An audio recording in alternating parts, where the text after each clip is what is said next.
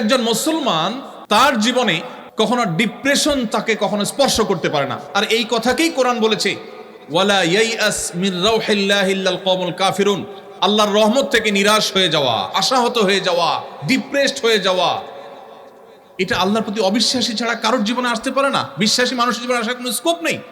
পৃথিবীতে অনেক মনীষীর জীবনী আপনি পড়তে পারেন, অনেক বড় বড় মনীষীরা পৃথিবীতে এসেছেন এবং মানবতার জন্য অনেক অবদান রেখেছেন। পৃথিবীর ইতিহাসে আগত একমাত্র নবী রাসূলগণই সেই মনীষী যারা আমাদের জীবনের লক্ষ্য, আমাদের উদ্দেশ্য এবং আমাদের আত্মপরিচয়, আমাদের আইডেন্টিটি, আমাদের স্রষ্টার সাথে আমাদের সম্পর্ক এবং মেলবন্ধন এবং কানেকশন এটা করে দিয়েছেন শুধুমাত্র নবী রাসূলগণ।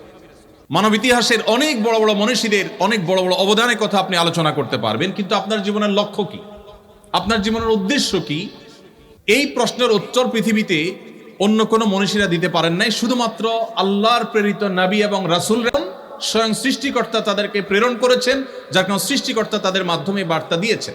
এবং নবী সাল্লাল্লাহু আলাইহি ওয়াসাল্লাম কোরআন কারীমের আয়াতের মাধ্যমে আমাদেরকে জানিয়েছেন, আল্লাহ বলেছেন, ওয়ামা খালাকতুল জিন্না ওয়াল ইনসা ইল্লা লিয়াবুদুন, আমি জিন এবং মানুষকে সৃষ্টি করেছি শুধু আমার ইবাদত করবার জন্য।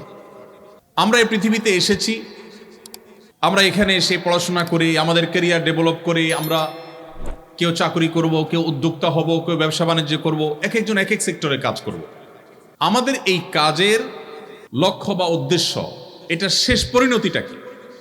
যদি বলেন যে আমি মানুষের জন্য কাজ করব, মানুষের সেবা করব, আপনি প্রকৌশল বিশ্ববিদ্যালয়ের স্টুডেন্ট হিসাবে পড়াশোনা করে আপনি ইঞ্জিনিয়ার হয়ে আপনি মানব জাতির জন্য কোনো একটা সংকটের সমাধানের পথ আবিষ্কার করবেন, মানুষ উপকার করবেন, ভালো কথা। আপনি যা করতে চাইছেন যদি আপনি সেটা করতে না পারেন, পৃথিবীতে মানুষ যা করতে চায় তার সবকিছু কি করতে পারে? আমরা যা চাই সবকিছু কি করতে পারি? আপনি যা করতে চেয়েছেন যদি সেটা করতে না পারেন, ধরা যাক আপনার স্বপ্ন ছিল আপনি পড়াশোনা করে আপনার ক্যারিয়ার ডেভেলপ করে আপনি মানব জাতির জন্য অনেক কিছু করবেন, কিন্তু আপনি হয়তো কিছু করতে পারলেন না। এই যে অনাকাঙ্ক্ষিত আনএক্সপেক্টেড সিচুয়েশনে তৈরি হয়েছে, আপনি কিছু করতে পারলেন না, এই জায়গাটায় আপনার সান্ত্বনার কোনো সূত্র আপনি খুঁজে পাবেন না। আপনি যদি আপনার সেকুলার দৃষ্টিভঙ্গি থেকে দেখেন, তাহলে আপনার একটা স্বপ্ন ছিল, স্বপ্নটা বাস্তবায়ন করতে পারলেন না, তাহলে আপনার এখন যাওয়ার কোনো জায়গা নেই। আপনি স্যাড বলা ছাড়া, ডিপ্রেসড হওয়া ছাড়া আপনার কিচ্ছু করার নেই। এটা একজন মানুষের জীবনের কোনো কাঙ্ক্ষিত সমাপ্তি হতে পারে না। দুর্ভাগ্যজনক বাস্তবতা হলো, যারা মুহাম্মদ সাল্লাল্লাহু আলাইহি সাল্লাম সহ আল্লাহর পক্ষ থেকে প্রেরিত নবী রাসূলদের প্রতি ঈমান আনে না, বিশ্বাস করে না, তাদের জীবনে এরকম অনাকাঙ্ক্ষিত পরিসমাপ্তির সম্ভাবনা অনেক জোরালো। পক্ষান্তরে যারা মুসলমান, যারা মুহাম্মদ সাল্লাল্লাহু আলাইহি সাল্লামের প্রতি ঈমান এনেছে, তাদের সার্থকতা হলো মুহাম্মদ সাল্লাল্লাহু আলাইহি সাল্লাম তাদেরকে তাদের সৃষ্টিকর্তার সাথে পরিচয় করে দিয়েছে এবং এর ফলশ্রুতিতে আখিরাতের প্রতি বিশ্বাসী হয়েছে। একজন মানুষ দুনিয়াতে অনেক কিছু করতে চেয়েছেন, কিছুই করতে পারেন নাই, যদি তিনি মুসলমান হন তাহলে তার ডিপ্রেশনের কোনো কারণ নাই, তার দুশ্চিন্তার কোনো কারণ নাই। কারণ তিনি যদি ভালো কিছু করবার সদিচ্ছা রাখেন এবং তার জন্য যথাযথ পদক্ষেপ নিয়ে থাকেন, তিনি যদি তার কাঙ্ক্ষিত কাজটি করতে নাও পারেন, আল্লাহ রাব্বুল আলামিন কিয়ামতের দিন তার সেই কাঙ্ক্ষিত কাজ করে যে পরিমাণ রিওয়ার্ড পাওয়ার কথা, পুরস্কার পাওয়ার কথা, তার সবটুকু আল্লাহ তাআলা তাকে বুঝিয়ে দিবেন। অতএব একজন মুসলমান তার জীবনে কখনো ডিপ্রেশন তাকে কখনো স্পর্শ করতে পারে না। আর এই কথাকেই কোরআন বলেছে, ওয়ালা ইয়াইআস মির রাউহিল্লাহি ইল্লাল কওমুল কাফিরুন, আল্লাহর রহমত থেকে নিরাশ হয়ে যাওয়া, আশাহত হয়ে যাওয়া, ডিপ্রেসড হয়ে যাওয়া, এটা আল্লাহর প্রতি অবিশ্বাসী ছাড়া কারোর জীবনে আসতে পারে না। বিশ্বাসী মানুষের জীবনে আসার কোনো স্কোপ নেই। কেন আপনি সিরাত চর্চা করবেন?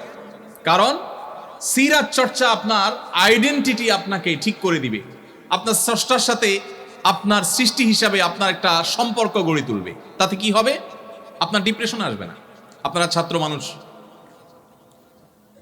আপনারা ইউনিভার্সিটি স্টুডেন্ট, যদি স্কুল বা কলেজ বা স্কুল লাইফের দিকে ফিরে যান, আমাদের অনেক স্কুলে স্টুডেন্ট আছে যারা অনেক পড়াশোনা করেন।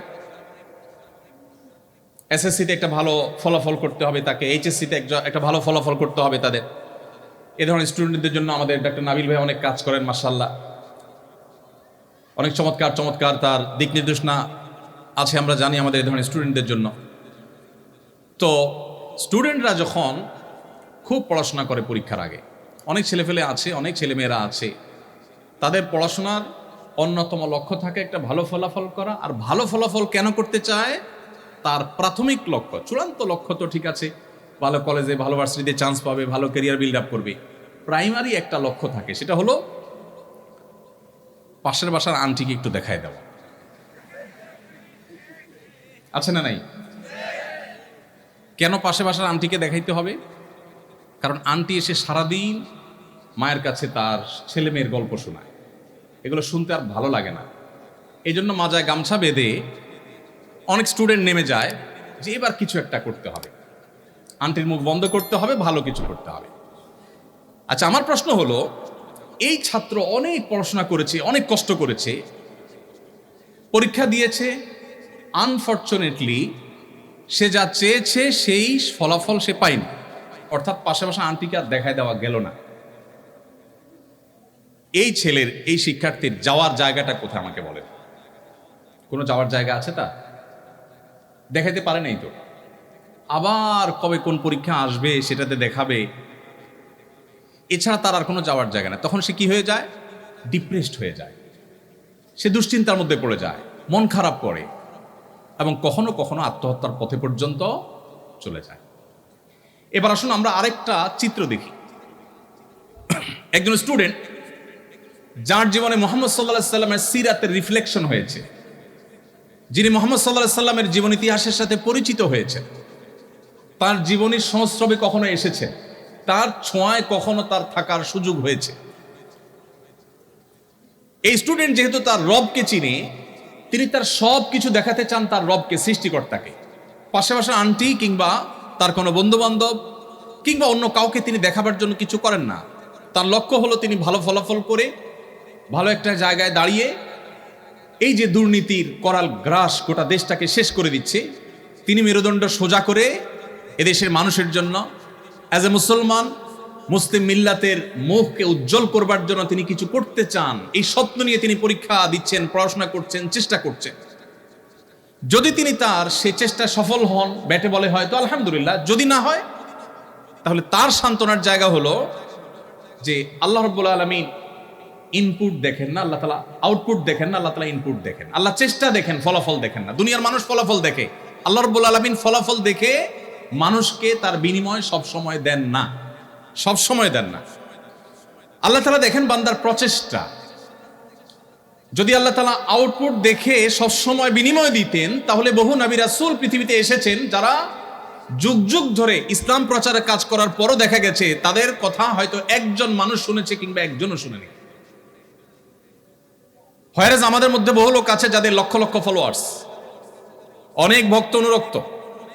তো আল্লাহ রাব্বুল আলামিন চেষ্টা দেখবেন। সো একজন তরুণ তিনি যখন মুহাম্মদ সাল্লাল্লাহু আলাইহি সাল্লামের সিরাতকে তার জীবনে অবলম্বন হিসাবে ঠিক করে নেয়, সিরাতকে সে যখন সামনে রাখে, তখন তার জীবনে সে কাঙ্ক্ষিত জিনিসটা যদি নাও পান, তিনি ডিপ্রেসড হন না। কারণ তিনি জানেন যে আল্লাহ রাব্বুল আলামিন দেখবেন আমার নিয়ত, ইন্নামাল আমালু বিন্নিয়াত, আমি কোন উদ্দেশ্যে করেছি এটা আল্লাহ দেখবেন, আমার চেষ্টা আল্লাহ তাআলা দেখবেন। বাস আমার নিয়ত ভালো ছিল, চেষ্টায় ত্রুটি ছিল না, আল্লাহ তাআলা রিওয়ার্ড শতভাগ আমাকে দিয়ে দিবেন। সো তার কোনো ডিপ্রেশনের কোনো কারণ থাকতে পারে না। সময়ত উপস্থিতি, কেন সিরাত চর্চা আমাদের করতে হবে? কারণ সিরাত আমাদেরকে আমাদের রবের সাথে আমাদের পরিচয় করিয়ে দেয়, আমাদের সৃষ্টিকর্তার সাথে আমাদের সম্পর্ক করে দেয়, যার ফলশ্রুতিতে আমাদের আইডেন্টিটি, আমাদের আত্মপরিচয়, এটা আমাদের মাথায় সবসময় জাগরুক থাকে। এটি আমাদেরকে পরিচালিত করে সঠিকতার পথে, সুন্দরের পথে, এবং আমাদের জীবনে একটা আদর্শিক ভিত্তি দাঁড়ায়। অস্ট্রেলিয়ার কোনো একজন গবেষক, নামটি আমার মনে নাই, অনেক আগে কোথাও পড়েছি, হারিয়ে ফেলেছি, তিনি বলেছেন যে এই পৃথিবীতে আমরা কেন এসেছি আমি জানি না, তবে এটুকু নিশ্চিত, খেয়ে পরে দিন পার করার জন্য আমরা এই পৃথিবীতে আসিনি। দেখুন, জন্মের পর থেকে আমরা যত চেষ্টা করছি, যত পরিশ্রম করছি, যত সাধনা করছি, সবগুলোর সারসংক্ষেপ হলো আমরা রুটি রুজি আহরণ করছি, সেটি ভোগ করছি, একটা পর্যায়ে আমরা মারা যাচ্ছি, কালের গর্ভে হারিয়ে যাচ্ছি। তাহলে জীবনের প্রাপ্তিটা কি, লক্ষ্যটা কি, আমার চূড়ান্ত যাওয়ার জায়গাটা কোথায়? নবী করিম সাল্লাল্লাহু আলাইহি সাল্লাম আমাদের সেই প্রশ্নের উত্তর দিয়েছেন যে আমাদের জীবনের এই সকল কর্মকাণ্ডের প্রাপ্তি অপ্রাপ্তির হিসাব মেলাবার জন্য আল্লাহ তাআলা ইয়াউমুল আখিরা প্রতিষ্ঠা করবেন। যিনি আমাদেরকে শূন্য থেকে সৃষ্টি করেছেন, তিনি আমাদেরকে মাটির সাথে মিশিয়ে যাওয়ার পর আবার সেখান থেকে আমাদেরকে সৃষ্টি করবেন এবং আমাদের প্রাপ্য বুঝিয়ে দিবেন। যার কারণে একজন মুসলমান তিনি আদর্শের ভিত্তিতে, তার আদর্শিক একটা ভিত্তির উপর তার জীবন দাঁড়ায়, তার আইডেন্টিটি তৈরি হয়, তার আত্মপরিচয় তৈরি হয়। আপনারা বিশ্ববিদ্যালয়ের শিক্ষার্থী, আপনারা আমার চাইতে ভালো করে জানবেন, কখনো শিক্ষার নামে, কখনো সংস্কৃতির নামে, কখনো বিনোদনের নামে, বিভিন্ন সময় নানা নামে আজকের বিশ্বের মুসলিম তরুণদের আইডেন্টিটি নষ্ট করবার নানামুখী ষড়যন্ত্র চলমান আছে। আপনারা দেখবেন বেশ কিছু মুখরোচক স্লোগান শোনা যায়, আমাদেরকে মানবতাবাদী মানুষ হওয়ার সবক সকাল বিকাল দিতে আপনারা শুনবেন। কাদেরকে শুনবেন? সেই সব মানুষদের কাছ থেকে শুনবেন যারা অনবরত নিরপরাধ শিশু হত্যাকাণ্ডে মেতে আছে। তাদেরকে শুনবেন যারা নারীর অধিকার নিয়ে গোটা পৃথিবীতে জিগির তুলছে, আমাদেরকে সকাল বিকাল সবক দিতে আসে। শত সহস্র প্রেগনেন্ট নারীদেরকে যারা বোমা মেরে হত্যা করে। মুসলমানের দৃষ্টান্ত হলো সেই বাঘের বাচ্চার মতো, যে বাঘের বাচ্চাকে শিয়াল লাফানো শেখায়। আজ পৃথিবীতে আমাদের অবস্থা সেরকম হয়ে গেছে।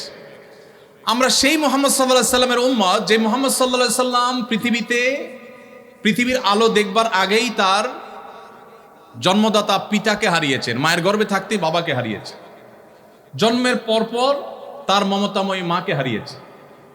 একের পর এক বাবা মা দুজনের ছায়া সরে গেল, অথচ তিনি তখনও দুধের শিশু। এরপর তার একমাত্র অভিভাবক দাদা আব্দুল মুত্তালেব সামান্য সময় পার হতে না হতেই তার কৈশোরেই তার সে অভিভাবকের ছায়াও সরে গেল, তিনিও মারা গেলেন।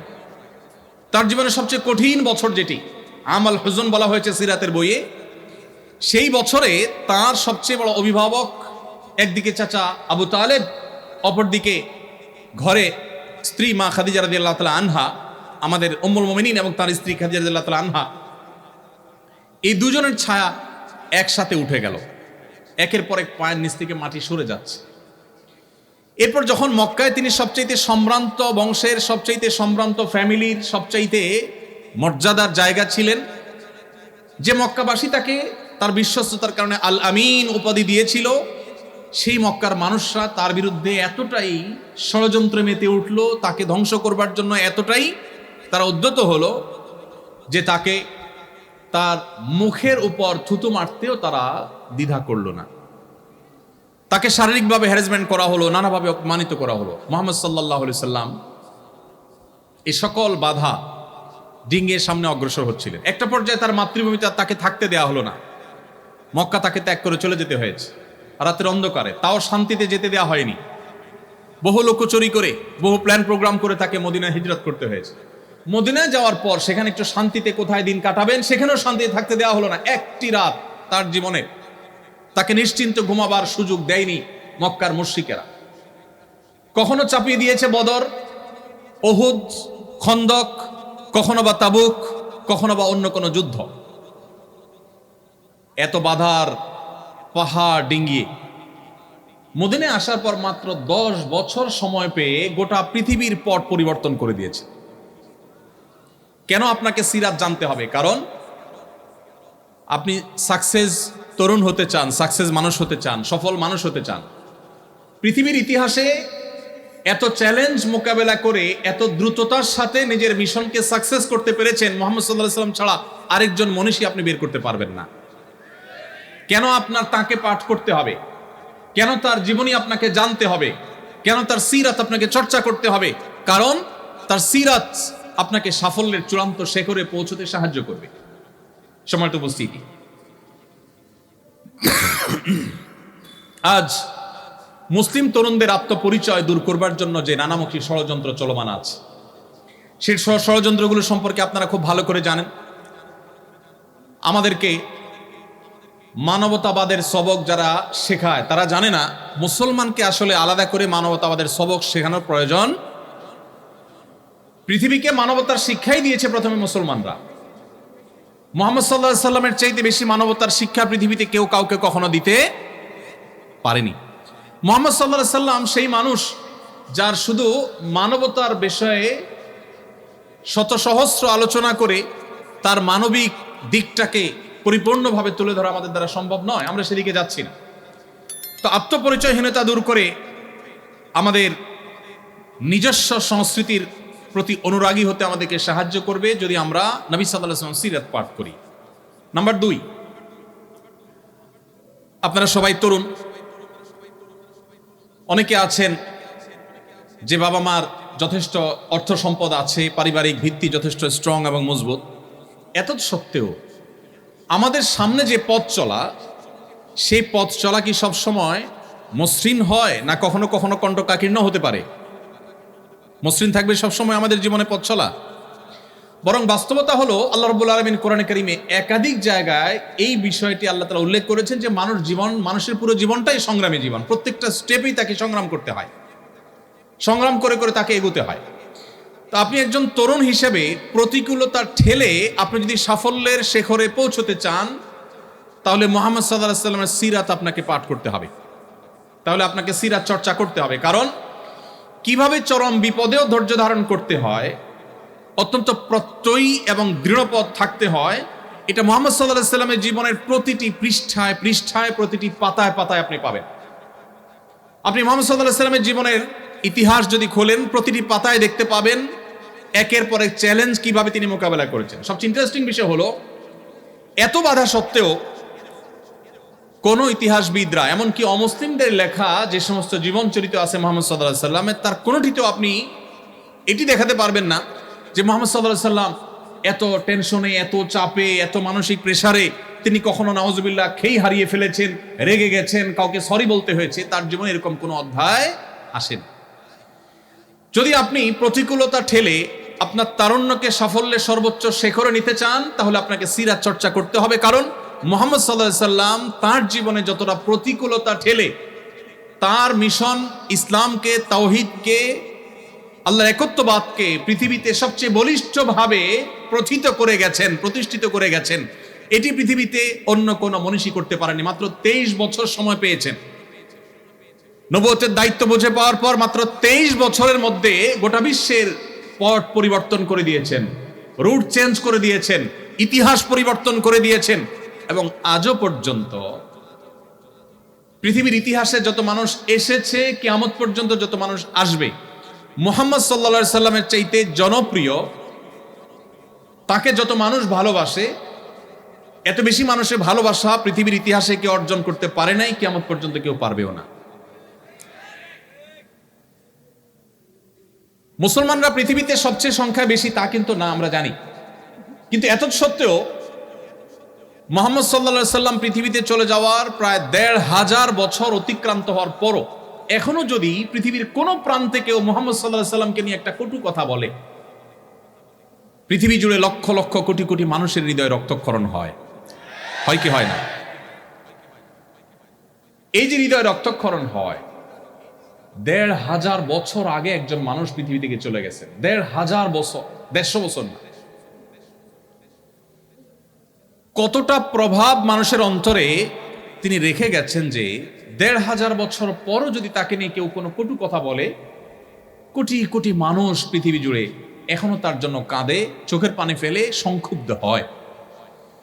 এর বিপরীতে আসুন, মাত্র ১৫০ বছর, ১৫০০ না, মাত্র ১৫০ বছর আগে পৃথিবী থেকে চলে যাওয়া কোনো মনীষী, হতে পারেন কোনো প্রভাবশালী পলিটিশিয়ান, হতে পারেন কোনো বড় বিজ্ঞানী যার অনেক অবদান আছে মানুষের জন্য, হতে পারেন কোনো ধর্মীয় ব্যক্তিত্ব যিনি অনেক বেশি জনপ্রিয় ছিলেন, হতে পারেন যে কোনো সেক্টরের মানুষ, মাত্র ১৫০ বছর আগে পৃথিবীতে ছিলেন, খুবই প্রাসঙ্গিক ছিলেন যখন ছিলেন। তিনি চলে যাওয়ার পর এখন যদি গুলিস্তানের মোড়ে দাঁড়িয়ে কেউ তার 14 গোষ্ঠীর নামের তালিকা ধরে ধরে গালিগালাজ করে বা নিন্দামন্দ করে, খারাপ বা কটু কথা বলে, আপনি আশপাশে মাথা ঘুরিয়ে তাকালে দেখতে পাবেন কারোর কোনো ভাবলেশ নেই, কারোর কোনো ভাবনা নেই, কারোর কোনো মাথা ব্যথা নেই।